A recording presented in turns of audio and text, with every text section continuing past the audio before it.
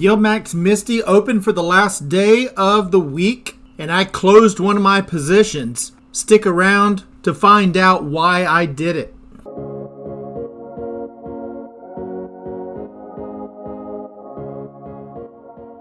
Hello my friends, this is Legend.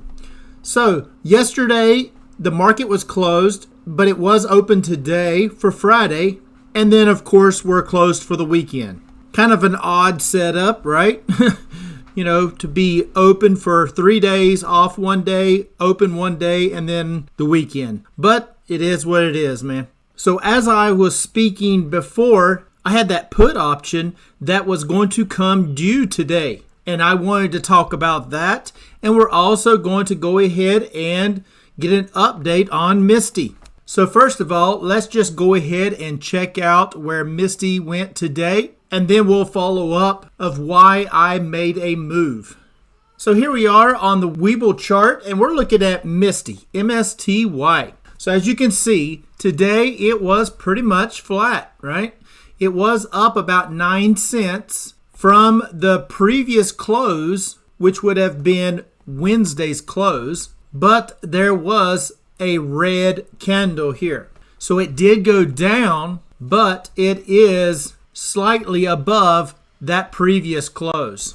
So let's just flip it right over to the adjusted chart and let's check out the indicators. So I'm going to go ahead and flip this right here to adjusted, hit the done, and there we go. All right, so here we are on the adjusted chart for MSTY. And as you can see, we are slightly above that midpoint on that Bollinger Band. We do still have that red volume. The MACD is turning down ever so slightly. And we have a little bit of a turn up on that RSI. So for me, currently, it is not at my buy position because it is above that midpoint on my Bollinger Band. And it is above the 10 on the RSI too.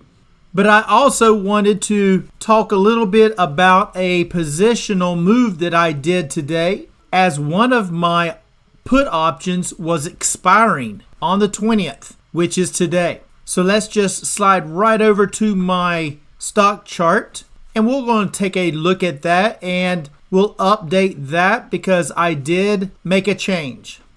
All right, so here we are on my stock tracking chart here, and I use it to track my position of MSTY.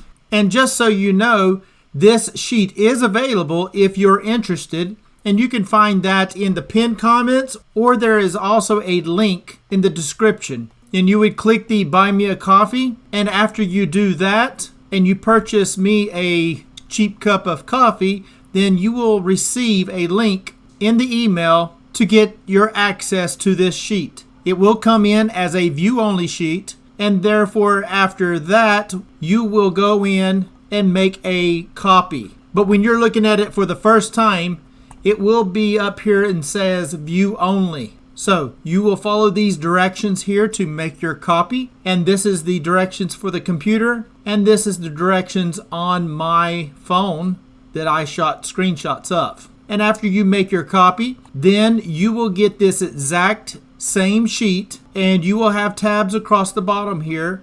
And you'll just go into the one called Simple Stock Tracker MSTY. Now, if it's something else that you want to track, you can make a duplicate of that tab and make as many as you want to track as many different ETFs that you have that you want to track separately. And you just go in and you can just double click and change the name from MSTY to PLTY or CONY or whichever one that you're wanting to track. And that's just so that you know which tab is for which ETF. So back to my spreadsheet here, we had this $20 put right here that expired today. Now I earned about $45 for it, and if that price got down to that $20 or under, I would get put those shares. Now, as you know, if you've listened to any of my videos, you already know that my number one goal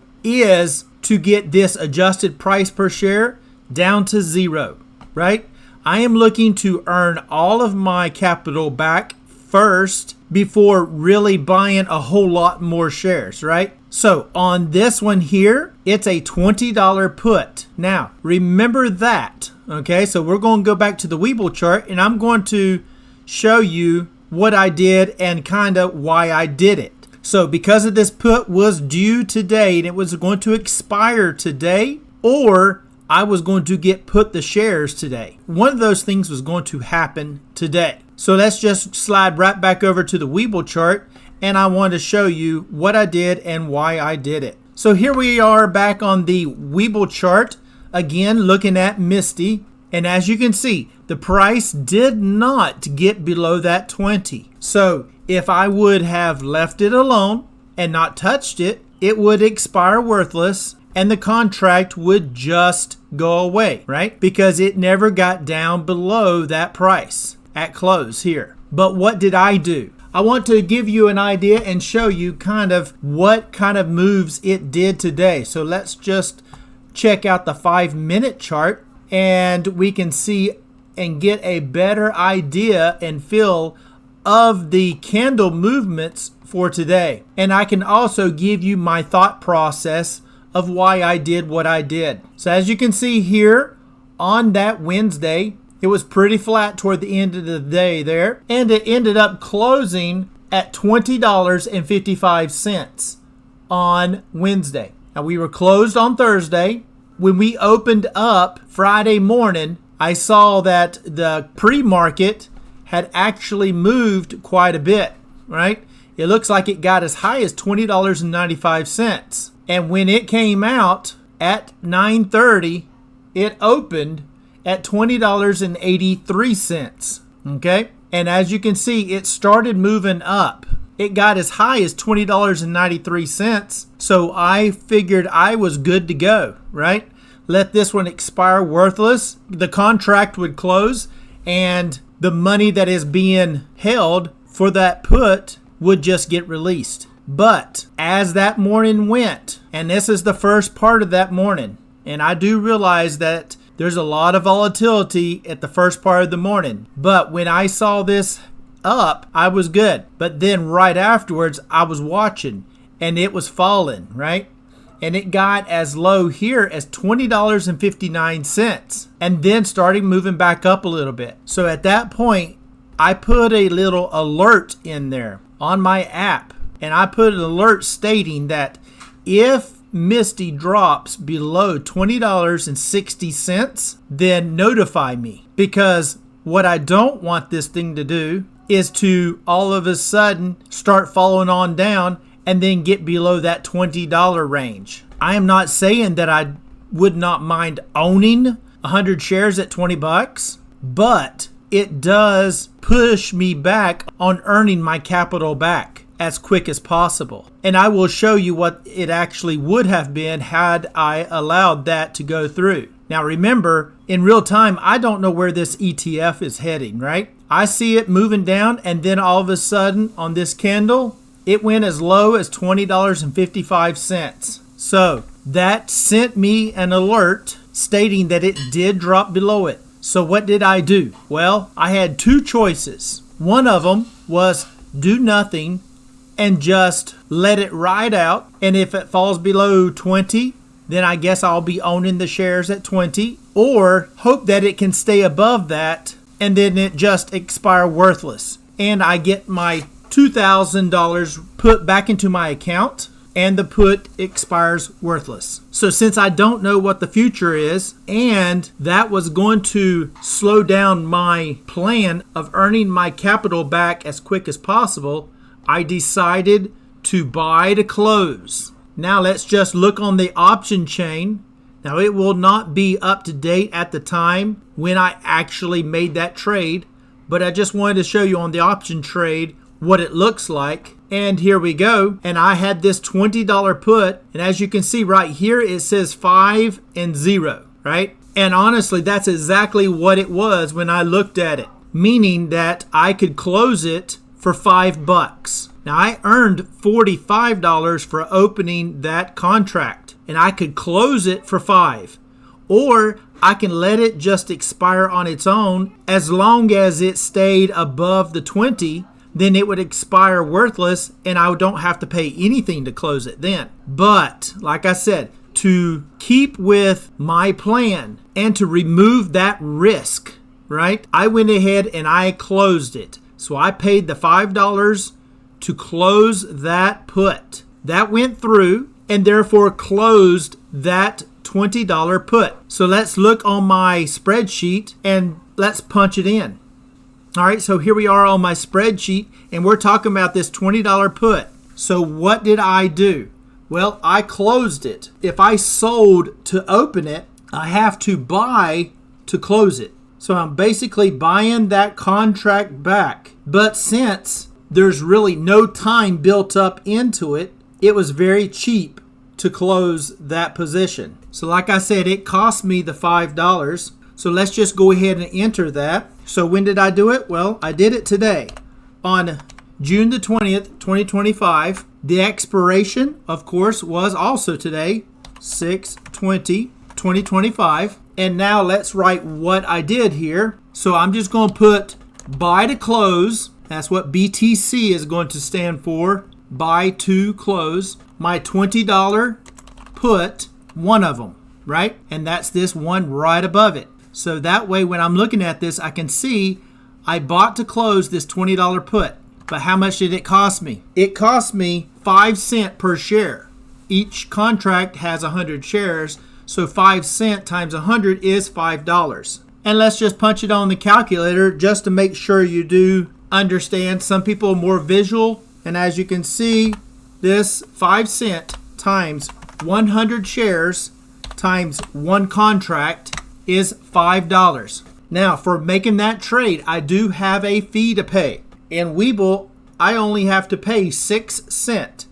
So that 6 cents is added to it because I'm paying $5 and I have to pay 6 cents. So I have to add the 0.06 to this. So it cost me $5.06 to close it, but I earned $44.93 after the fee. So as you can see, I still made money. I gave just a little bit back, but it took away that risk. But now if I enter as positive here, it's going to assume that I made that. I paid $5.06, so I need to enter this as a negative number. So I'm going to enter this value right here as minus 5.06. And when I hit enter, it will subtract $5.06 from my premium that I did earn.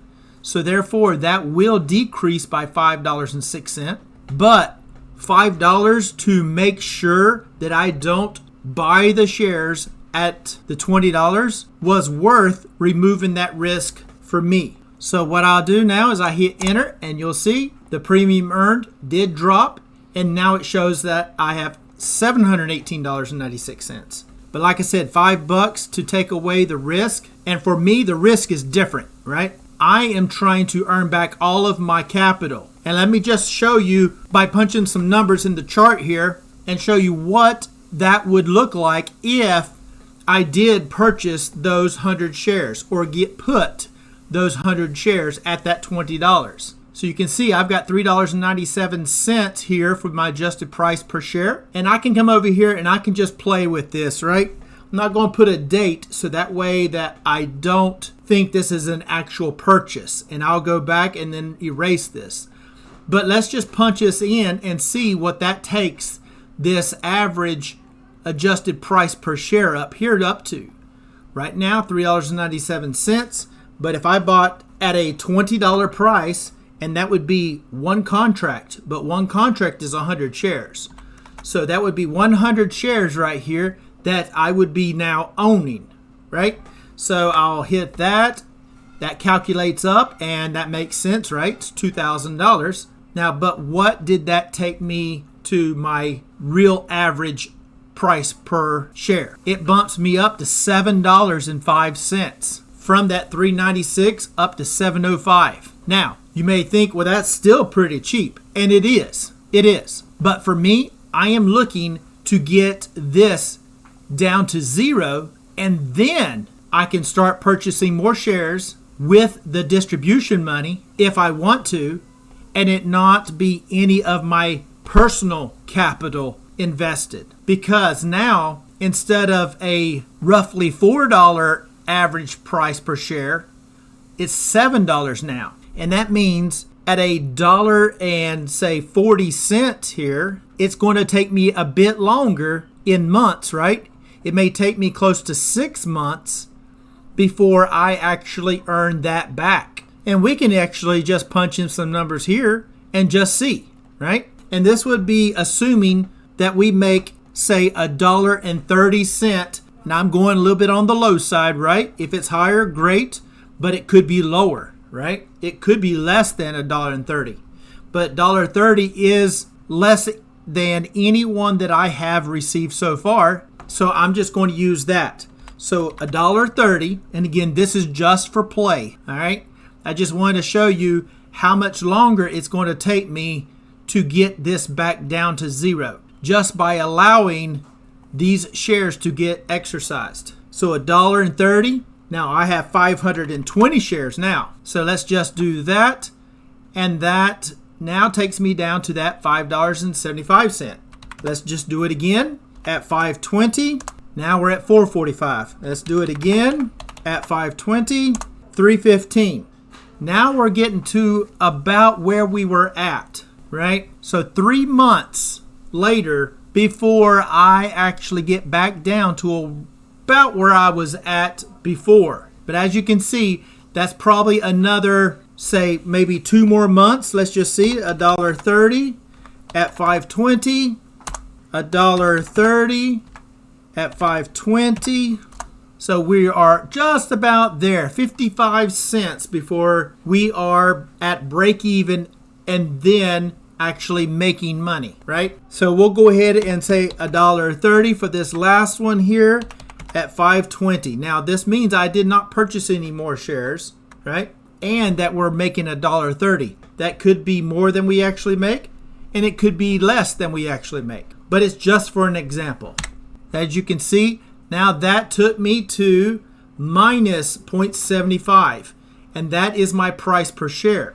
So my average price per share now is a minus 0.75, meaning that I have earned back all of my capital right there. I've earned 103% of my capital. That means 3.12% is above what I actually invested over here at this total capital invested. So that was a total of 1, 2, 3, 4, 5, 6. So yeah, 6 months. And that being at that $1.30, which could be low and could be high, before I would actually earn my capital back. Now that doesn't sound too bad, right? It doesn't, but that's an extra few months that I would have to wait. Let's just put it back to where I did not purchase or get put those shares. So I'm going to take off those 100 shares at $20. I'm going to keep the distributions over here just so that we can see the difference. Now I'll also go over here and I'll have to change these quantities right here to 420 because I did not have those 100 shares from over here. I have to subtract them from over here. So let's just put in 420 on each one of these just to see where it would be instead if I did not own those 100 shares. And there you go. We're showing 420, so that's 420 shares, keeping that $1.30 per share distribution, and that again could be high, could be low, and I removed that 100 shares at $20 per share. Now let's see what my average would be at that point. And there you go. So this is showing me where I have already been in the money and making money for a few months here because I'm at a minus $3.83 per share. So I'm in the negative price per share, which you can't be, right? But that just means that anything above zero or below zero, you could actually say, is how much I'm actually making per share. So that's 115% of my invested capital. So for those same 6 months where I would just then be breaking even, assuming that $1.30 distribution, I instead would be making money. And at any point, once I'm past that zero, at any point, I could have been buying more shares and increasing this even more, right? And where would that actually have been? Well, all we got to do is just start subtracting some of these off, and let's just see at what point we get to zero. So there's $1.23. How about one more? Oh, 7 cents.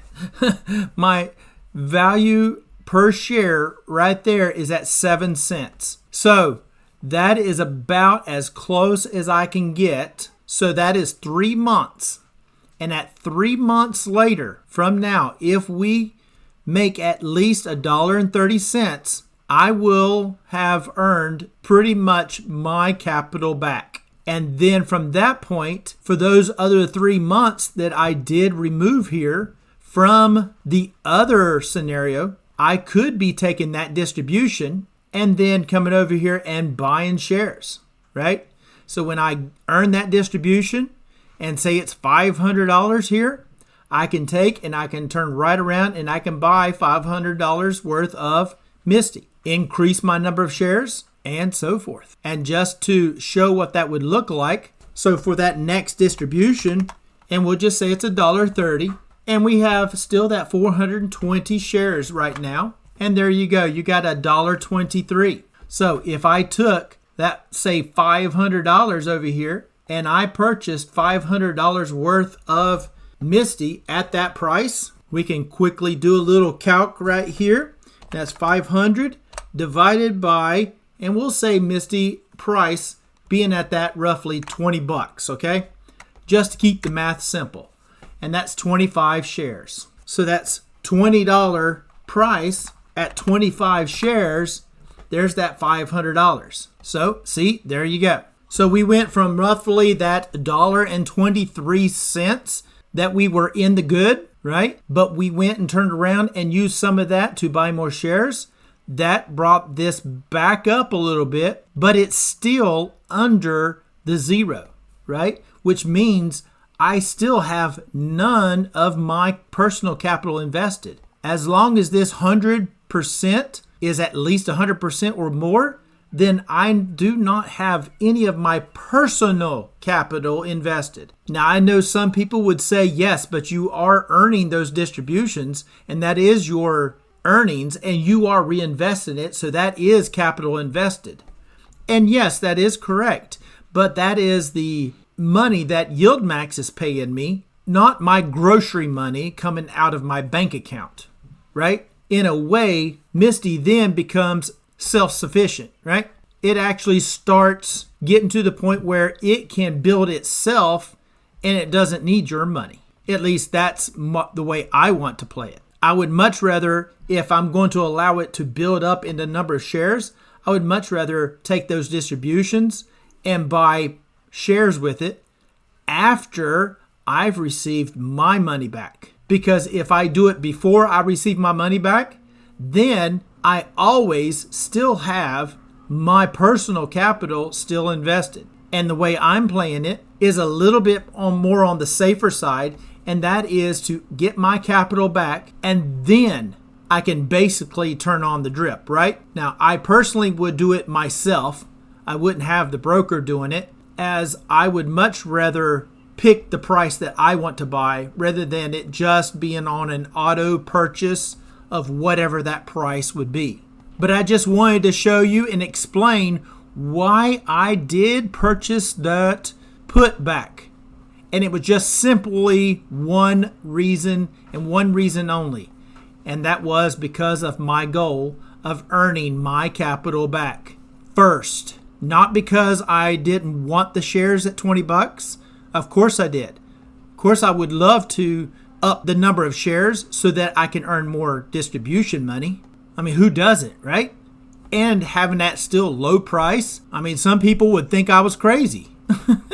But I have to stick with my plan. And my plan is to earn back my capital first. So to remove that risk, and because I did not know the future, just like no one else does, when that price started coming down and it got into the 50s, I was a little worried that if it did get just below it, I may have to purchase those shares. Now, granted, yes, I could turn right around and sold a call on it, earned a little premium, and maybe get a little price appreciation whenever that call would get taken away, right?